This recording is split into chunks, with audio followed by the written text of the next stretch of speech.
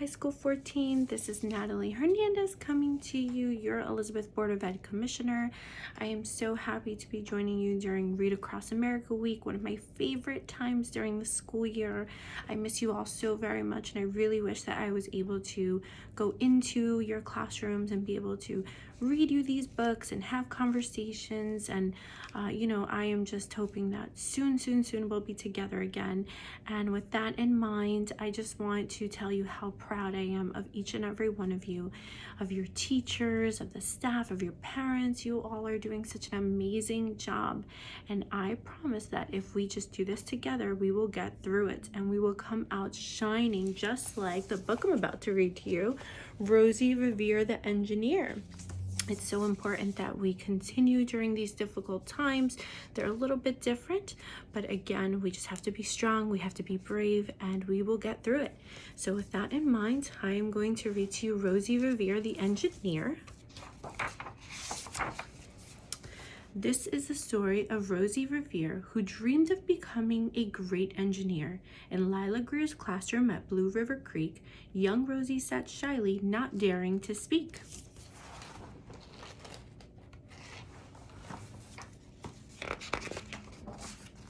But when no one saw her, she peeked in the trash for treasures to add to her engineer's stash. And late at night, Rosie rolled up her sleeves and built in her hideaway under the eaves.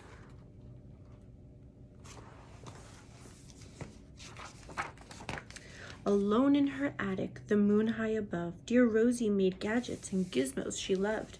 And when she grew sleepy, she hid her machines far under her bed where they'd never be seen.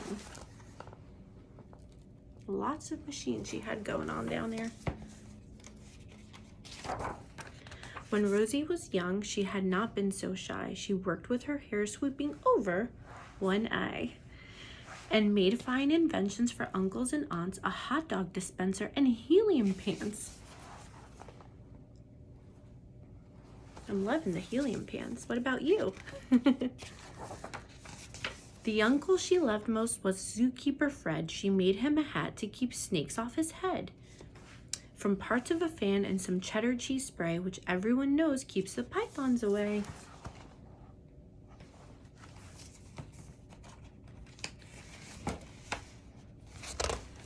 And when it was finished, young Rosie was proud, but Fred slapped his knee and he chuckled out loud. He laughed till he wheezed and his eyes filled with tears, all to the horror of Rosie Revere, who stood there embarrassed, perplexed, and dismayed. She looked at the cheese hat and then looked away. I love it, Fred hooted. Oh, truly I do. But Rosie Revere knew that could not be true. She stuck the cheese hat on the back of her shelf, and after that day kept her dreams to herself. And that's how it went until one autumn day, her oldest relation showed up for a stay. Her great-great-aunt Rose was a true dynamo who'd worked building airplanes a long time ago. She told Rosie tales of the things she had done and goals she had checked off her list, one by one. She gave a sad smile as she looked to the sky. The only thrill left on my list is to fly. But time never lingers, as long as it seems. I'll chalk that one up to an old lady's dreams.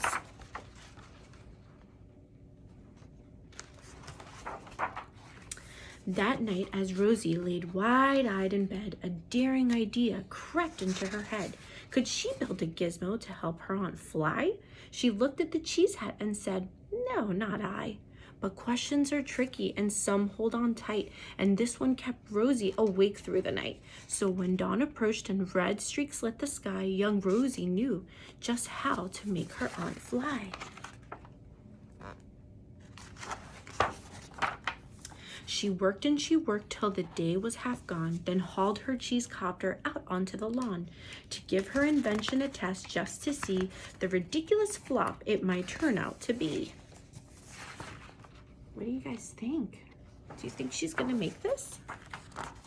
Strapped into the cockpit, she flipped on the switch. The helio cheese copter sputtered and twitched. It floated a moment and whirled round and round, then froze for a heartbeat and crashed to the ground. Oh no, Rosie Revere. But I bet you she's gonna keep going. Then Rosie heard laughter and turned round to see the old woman laughing and slapping her knee. She laughed till she wheezed, and her eyes filled with tears, all to the horror of Rosie Revere. Who thought, oh no, never, not ever again will I try to build something to sputter or spin, or build with a lever, a switch, or a gear, and never will I be a great engineer.